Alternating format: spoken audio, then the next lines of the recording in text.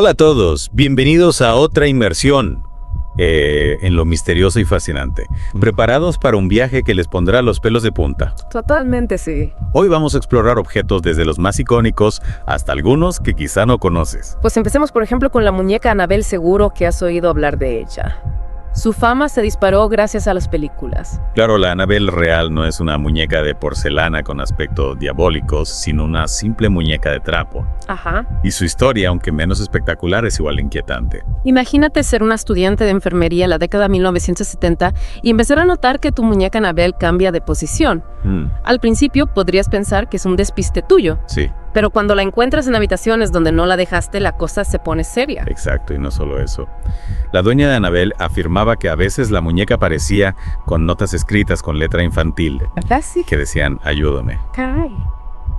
Y por si fuera poco, un amigo de la joven aseguraba haber sido atacado por la muñeca mientras dormía, despertando con marcas de arañazos en el pecho. Pues ahí la historia de Annabelle deja de ser una simple curiosidad para convertirse en un caso de investigación paranormal. Y aquí entran dos figuras clave, Ed y Lorraine Warren, los famosos demonólogos. Los Warren, con su larga trayectoria investigando fenómenos paranormales, concluyeron que Annabelle no estaba poseída por el espíritu de una niña, como se creía inicialmente, Sí. sino por una entidad demoníaca que buscaba utilizar la muñeca como un recipiente para manifestarse en nuestro mundo. Para evitar que la entidad causara más daño, los Warren realizaron un exorcismo en el apartamento donde vivía la estudiante Vaya. y luego trasladaron a Annabelle a su propio museo del ocultismo en Connecticut. Donde, por cierto, permanece hasta día de hoy encerrada en una vitrina como si se tratara de una fiera peligrosa.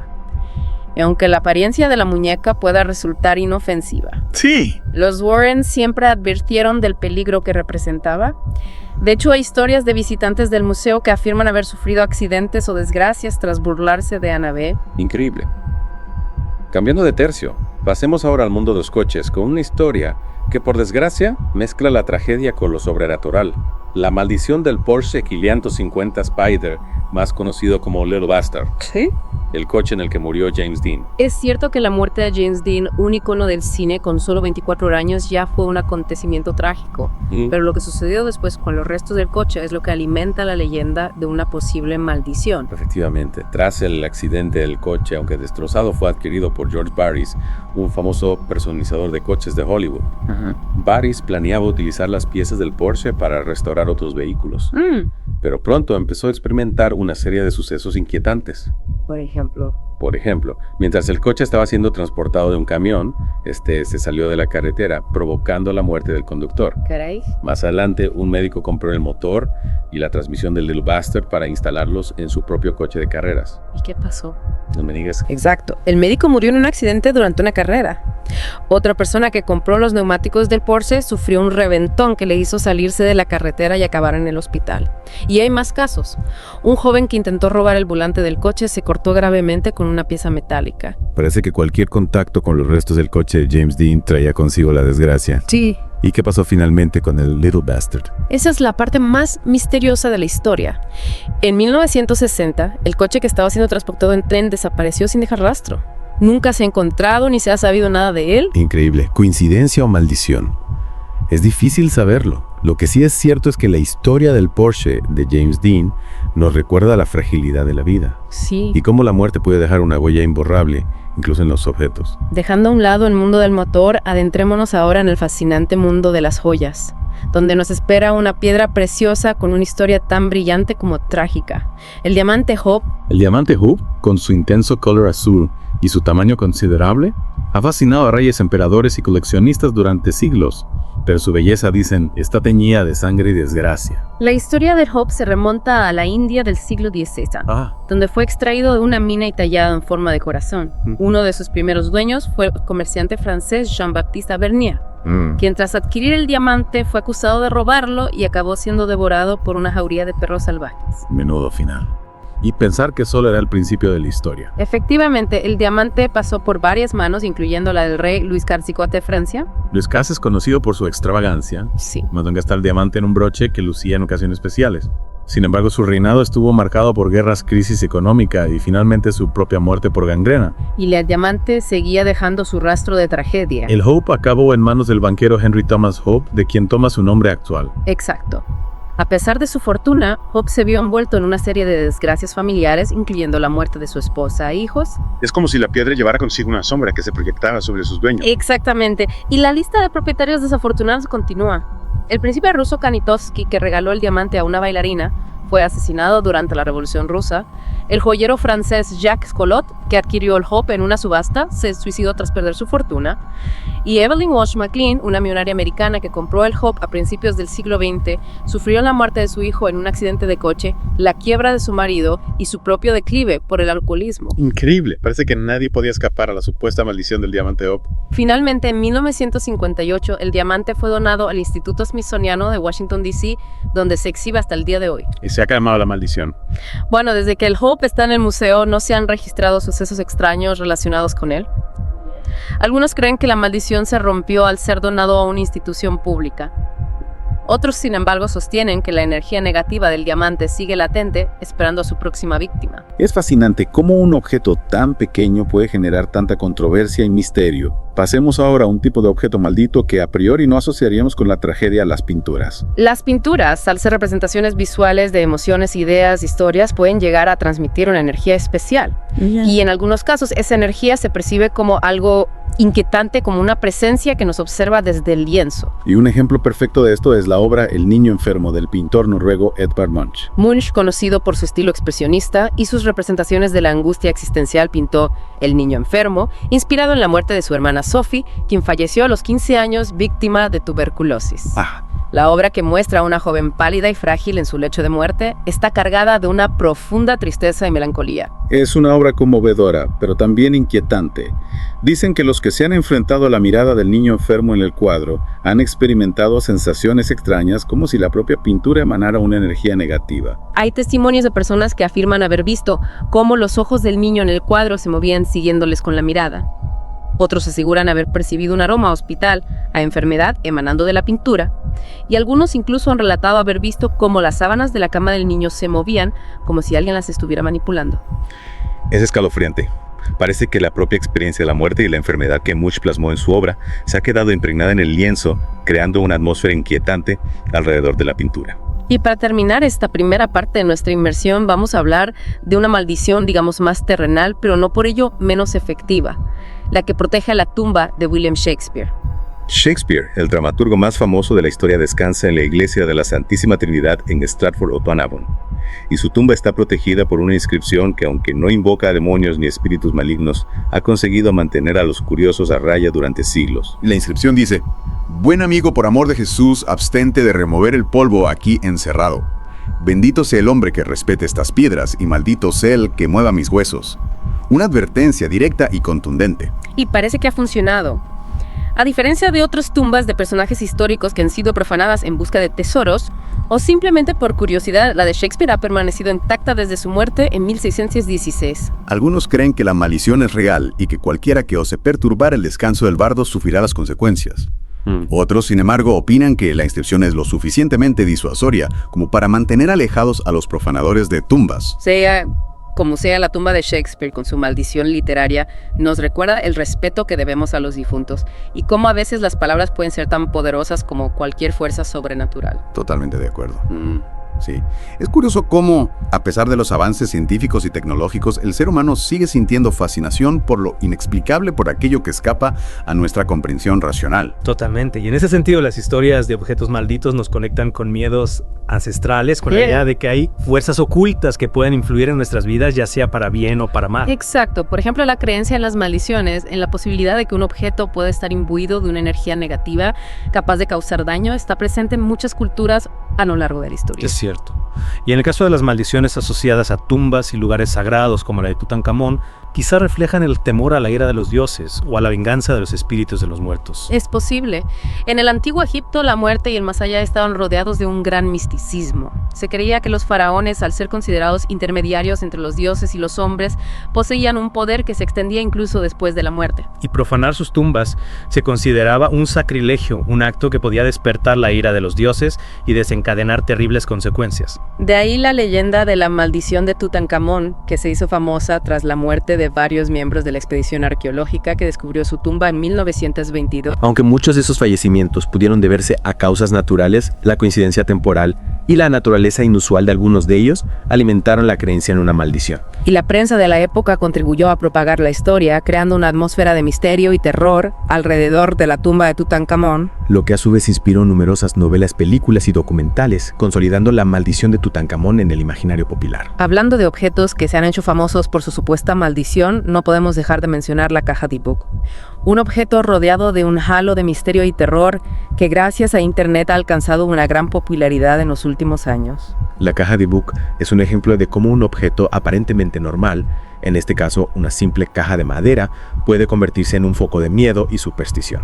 La historia de la caja Dybbuk se remonta a la tradición judía en la que un Dybbuk es un espíritu maligno que puede poseer a una persona o un objeto. En este caso se dice que la caja contiene el espíritu de un superviviente del Holocausto que murió en circunstancias trágicas. La caja pasó por varios propietarios y cada uno de ellos experimentó una serie de sucesos extraños e inquietantes. Enfermedades, accidentes, pesadillas recurrentes, sonidos inexplicables. Incluso el cantante Post Malone, tras tener contacto con la caja, afirmó haber sufrido una serie de desgracias, incluyendo un accidente de avión y el robo de su casa. Aunque no hay pruebas concluyentes de que la caja Dybbuk esté realmente maldita, los testimonios de quienes la han poseído son suficientes para alimentar la leyenda y mantener viva la fascinación por este objeto. Y hablando de objetos con historias inquietantes, volvamos al mundo de las pinturas con un caso que ha cobrado especial relevancia en la era de Internet.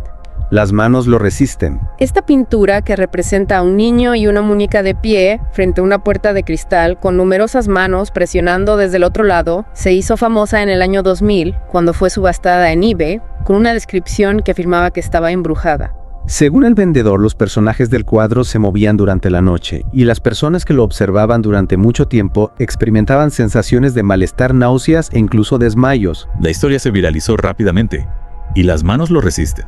Se convirtió en una leyenda urbana, atrayendo la atención de medios de comunicación expertos en lo paranormal. Y por supuesto, internatas de todo el mundo. Algunos creen que la pintura es un portal a otra dimensión, que las manos que aparecen en ella pertenecen a seres del más allá que intentan entrar en nuestro mundo. Otros, sin embargo, lo atribuyen al poder de la sugestión, a la capacidad de la mente humana para crear conexiones y atribuir significado a eventos aleatorios. Sea como sea, las manos lo resisten. Es un ejemplo perfecto de cómo en la era digital las leyendas urbanas se propagan a una velocidad vertiginosa y cómo la combinación de misterio, arte e internet puede generar un fenómeno cultural de gran alcance. Dejando a un lado las pinturas, vamos a hablar de un objeto que a priori no asociaríamos con el mundo de lo sobrenatural: el guión de una película. En Hollywood, donde la realidad y la ficción se entremezclan constantemente, no es de extrañar que surjan leyendas urbanas sobre guiones malditos, películas que parecen atraer la desgracia sobre sus protagonistas o directores. Y uno de los casos más famosos es el del guión de Atuk, una comedia que nunca llegó a realizarse debido a la serie de tragedias que se cebaron con los actores que mostraron interés en el papel principal. La historia comienza en la década de 1980, cuando el guión de Atuk, que narra las aventuras de un esquimal en Nueva York, fue ofrecido a John Belushi. Belushi, conocido por su papel en The Blues Brothers, se interesó por el proyecto, pero murió en 1982 por una sobredosis de drogas. Tras la muerte de Belushi, el guion fue ofrecido a otros actores como Sam Kinison, John Candy y Chris Farley, todos ellos conocidos por su humor irreverente y su estilo de vida desenfrenado. Y por desgracia, todos ellos murieron prematuramente en circunstancias que alimentaron la leyenda de la maldición de Atuk. Kinison murió en un accidente de coche en 1992. Candy de un ataque al corazón en 1994 y Farley por una sobredosis en 1997. Ante la acumulación de tragedias, el guion de Atuk fue archivado y nunca llegó a filmarse, convirtiéndose en una leyenda urbana de Hollywood, un recordatorio de la fragilidad de la vida y de cómo a veces la realidad supera a la ficción. Cambiando de tercio, vamos a adentrarnos ahora en el mundo de las casas encantadas, esos lugares que por su historia trágica o por la presencia de energías inexplicables despiertan la curiosidad y el miedo a partes iguales. Las casas encantadas presentes en la cultura popular desde hace siglos nos conectan con la idea de que los lugares pueden guardar la memoria de los acontecimientos que han sucedido en ellos y que en algunos casos esa memoria puede manifestarse en forma de fenómenos paranormales. Y uno de los ejemplos más famosos de casas encantadas en Estados Unidos es la Myrtle's Plantation, una antigua plantación de Luisiana construida a finales del siglo XVIII. La Myrtles Plantation, con su arquitectura sureña, sus jardines exuberantes y su historia llena de secretos y tragedias, es un lugar que atrae a miles de visitantes cada año ávidos por experimentar lo sobrenatural. Se dice que en la Myrtles Plantation han sucedido al menos 10 asesinatos y que los espíritus de las víctimas vagan por la casa manifestándose a través de ruidos extraños, objetos que se mueven solos, apariciones espectrales e incluso colores inexplicables. Una de las historias más famosas de la Myrtles Plantation es la de Chloe, una esclava que tras ser castigada por sus amos envenenó a la familia con un pastel de cumpleaños. Se dice que el fantasma de Chloe vestida con un turbante verde vaga por la casa, asomándose a los espejos y moviendo objetos para llamar la atención de los vivos. Y hay quienes afirman haber fotografiado su espectro, una figura borrosa con un rostro triste y unos ojos que parecen observar con melancolía. Además del fantasma de Chloe en la Myrtles Plantation, se han reportado otros fenómenos paranormales, como el sonido de pasos que recorren los pasillos por la noche, voces que susurran en las habitaciones vacías, puertas que se abren y se cierran solas, e incluso la sensación de ser observado por una presencia invisible. Para algunos, la Myrtles Plantation es un lugar maldito impregnado de la energía negativa de los acontecimientos trágicos que han sucedido en ella.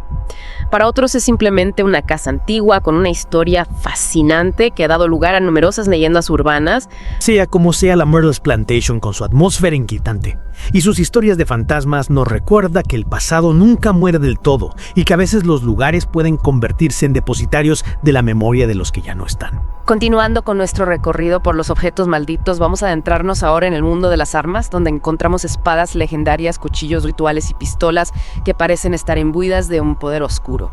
Las armas diseñadas para causar daño y provocar la muerte han estado presentes en la historia de la humanidad desde tiempos inmemoriales. A lo largo de los siglos han ido adquiriendo un significado simbólico que va más allá de su función práctica. En muchas culturas, las armas se consideran objetos sagrados imbuidos de un poder espiritual que puede ser utilizado tanto para proteger como para destruir. Y en algunos casos, ese poder se percibe como algo maligno, como una fuerza oscura que puede corromper a quien las posee. Un ejemplo de esto son las espadas malditas de Muramasa, un legendario herrero japonés del siglo XVI. Se dice que Muramasa, obsesionado con la perfección de sus creaciones, hizo un pacto con un demonio para obtener la habilidad de forjar las espadas más afiladas y mortíferas del mundo. Como resultado de ese pacto, las espadas de Muramasa adquirieron una reputación de estar malditas, de poseer una sed de sangre insaciable que incitaba a sus dueños a la violencia y la locura. Se cuenta que los samuráis que portaban espadas de Muramasa eran más propensos a cometer actos de crueldad y a perder el control de sí mismos en el campo de batalla. Y hay numerosas historias de guerreros que, tras blandir una espada de Muramasa, se volvieron paranoicos suicidas o incluso atacaron a sus propios compañeros. La leyenda de las espadas malditas de Muramasa se hizo tan popular que durante el periodo Edo en Japón se prohibió la posesión de estas armas, considerándolas demasiado peligrosas para la sociedad. Aunque no hay pruebas científicas que demuestren la existencia de la maldición, las historias de violencia y tragedia asociadas a las espadas de Muramasa siguen fascinando a los amantes de la historia y la cultura japonesa. Y nos recuerdan que a veces los objetos que creamos pueden reflejar nuestra propia oscuridad interior, nuestros miedos y deseos más profundos. Es fascinante cómo a lo largo de la historia los objetos se han ido cargando de un significado que va más allá de su función práctica. Totalmente. Y creo que en el caso de los sujetos malditos, esa carga simbólica tiene mucho que ver con nuestra propia psicología, con la necesidad de buscar explicaciones para lo inexplicable. Sin duda, los objetos malditos actúan como una especie de catalizador de nuestros miedos, de nuestras inseguridades. Les atribuimos un poder que en realidad puede que solo exista en nuestra mente. Y si en el fondo lo que nos asusta no son los objetos en sí, sino lo que representan. La muerte, la enfermedad, la pérdida de control, temas que nos confrontan con nuestra propia vulnerabilidad. Es una posibilidad muy interesante. Piensa, por ejemplo, en las muñecas malditas, objetos que asociamos con la infancia, con la inocencia, pero que al mismo tiempo pueden despertar en nosotros un miedo visceral. Quizás porque en el fondo nos recuerdan que la infancia también es un periodo vulnerable, expuesta a peligros que no siempre podemos controlar. Y esas muñecas con sus miradas fijas y sus sonrisas inquietantes se convierten en una especie de proyección de esos miedos.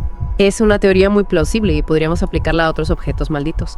Los coches, por ejemplo, representan la velocidad del riesgo, la posibilidad de un accidente fatal.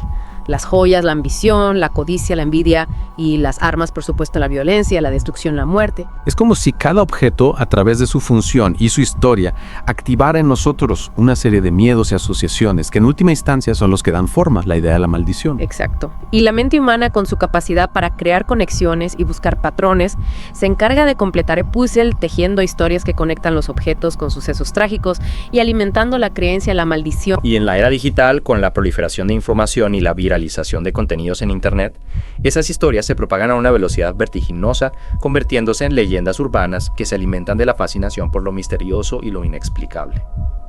Es cierto. Y a veces la línea que separa la realidad de la ficción se vuelve tan difusa que resulta difícil discernir qué hay de verdad y qué de invención en las historias de objetos malditos. Pero quizá eso sea parte de su atractivo. A fin y al cabo, las historias de objetos malditos nos invitan a jugar con la ambigüedad, a explorar los límites de lo racional y a dejarnos llevar por la imaginación. Y en definitiva, a reflexionar sobre nuestra propia relación con el mundo, con la vida y la muerte, con lo que podemos controlar y lo que se escapa a nuestro dominio. Ha sido un viaje fascinante a través del lado oscuro de los objetos. Hemos explorado historias de tragedias, misterios y lo sobrenatural. Hemos buceado en la psicología humana y en la forma en que nuestra mente crea y alimenta las leyendas. Y sobre todo hemos aprendido que los objetos, más allá de su materialidad, son capaces de evocar en nosotros emociones, recuerdos y miedos que nos conectan con lo más profundo de nuestra propia historia. Espero que este recorrido por el mundo de los objetos malditos os haya resultado tan interesante como a nosotros, y que os invite a seguir explorando, a cuestionar lo que dais por sentado y a mantener la mente abierta a lo inexplicable. Gracias por acompañarnos en esta inmersión. Hasta la próxima.